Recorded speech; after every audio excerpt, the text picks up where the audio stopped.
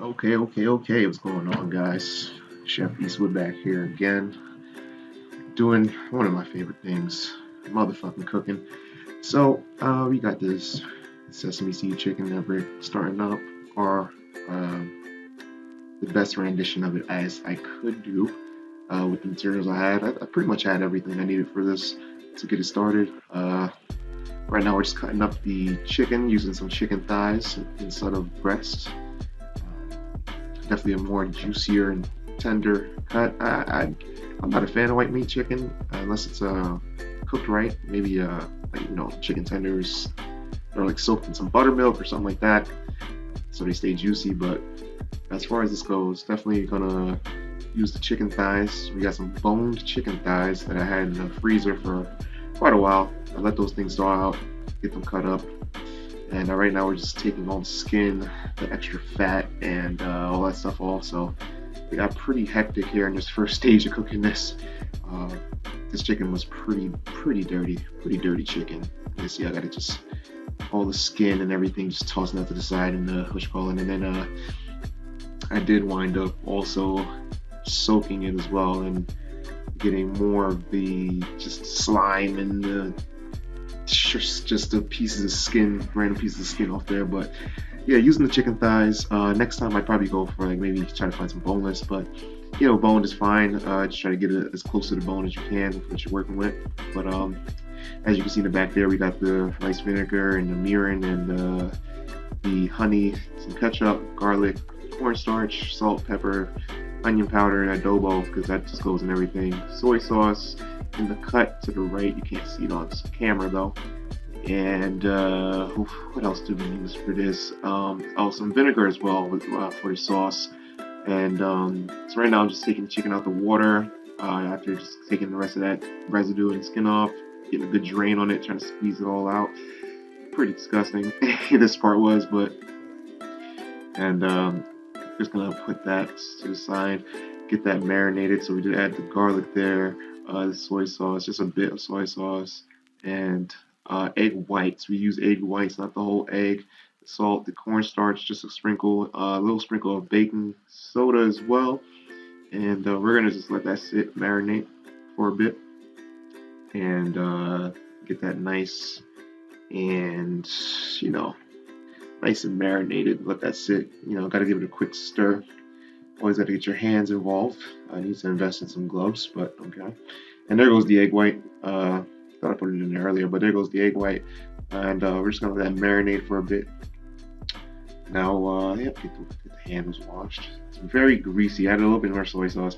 Very greasy working with the chicken. I think all the fat and everything there is kind of, lingering on the hands there. But so now next we got the sauce. Now brown sugar, got the honey.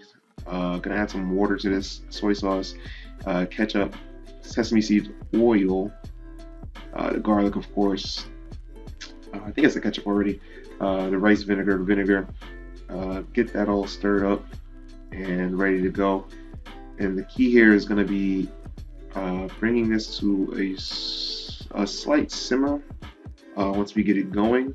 And then after that, adding a slurry of, I guess you could say, a little slurry. What's the word I'm looking for? Fucking A. But yeah, a little bit of cornstarch mixed with water there. Once it comes to a simmer, and then add that, and that's what's going to thicken the sauce up nice and right. So definitely get some water in there as well, right off the tap. Mix with the fluoride, of course. Nothing wrong with that.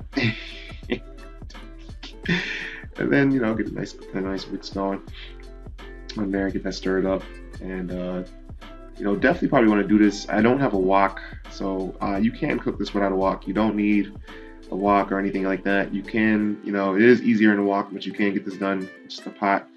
If the pot's big enough, or just regular stovetop pan. Even a skillet could work if you have one of those cast iron. But just gonna get the flour mixture here done real quick. So I'm back to 1 part cornstarch. So about a cup of cornstarch and then a cup of flour. You can just use cornstarch or just use flour. I like to do a bit of both. Get that going. So Now we're gonna skip a couple steps, but I do have some of the sauce in that pan in the back, and I was also making cauliflower as well. So I was frying up some cauliflower, and actually taking that out right now. Just a key tip there with the cauliflower though, you're gonna want to let this stuff set because I didn't let it set, and when I put it in the sauce, the breading actually started to come off. The girlfriend still enjoyed it though, but as a perfectionist, I just couldn't bear looking at the breading come off while mixing in the sauce. So definitely want to let the cauliflower sit for just a bit before you start trying to get that all mixed and incorporated with the sauce. But right now we're doing the chicken as well, and I'd definitely recommend a deep fryer for this in the pan. And I would recommend shaking some of the flour off the chicken as well. In the pan, the flour is gonna start to seep to the bottom of the pan, and then that starts to burn in the bottom of the pan, and then that makes the oil turn not so good of a color as well, and then you don't have a good frying experience for the rest of the chicken. So I would definitely recommend a deep fryer with like a filtration on it. Not anything. You can get one from like Walmart for like maybe $40 or something like that. And that's me mixing the cauliflower with the sauce in the back, and I think and just kind of mix up. And I was being a little bit rough with it too, so the breading was starting to come off just a bit. It still was tasty, but I'm just adding a little bit more sauce to get that incorporated and covered up. But I would definitely let it sit next time. And, just gonna let you guys see that fry experience real quick. And that was looking very nice, very light, coming all around to that golden brown color. And just a quick tip, let's see the sauce there coming to a simmer, cauliflower. Just a quick tip though, you do want to make sure you don't overcook the chicken because they are very thin and small pieces, so they cook very quickly, and it's very easy to have chicken that's a little too tough.